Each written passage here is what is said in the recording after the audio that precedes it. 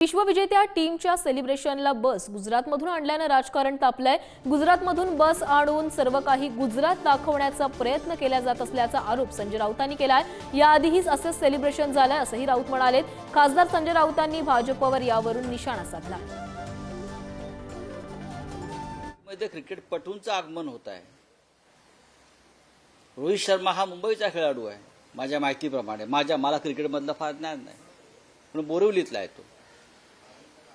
बरेचसे खेळाडू मुंबईतले आहेत, मुंबई इंडियन्सचे आहेत, पण त्यांच्या स्वागतासाठी तुम्हाला गुजरातवरून बस आणावी लागते। हे तुम्ही का दाखवताय? काय दाखवू इच्छित आहे? खास गुजरातवरून बस पाठवण्यात आली म्हणजे गुजरात आहे म्हणून देश आहे हे दाखवताय का? वाराणसीमधली सगळे ठेकेदारी गुजरातच्या लोकांच्या हातामध्ये। ही सगळी ठेकेदारी वाराणसीमधली गुजराती लोकांच्या हातामध्ये। लहान लहान अगदी प्लंबर पासून ते पुलाच्या ठेकेदारापर्यंत दुकानदारी, हॉटेल्स, त्या चिडीतून वाराणसीच्या लोकांनी मोदींचा पराभव करण्याचा प्रयत्न केला। मोदी थोडक्यात बचावले आणि मुंबईत सुद्धा भारतीय जनता पक्षाचा दारुण पराभव याचमुळे झालेला आहे।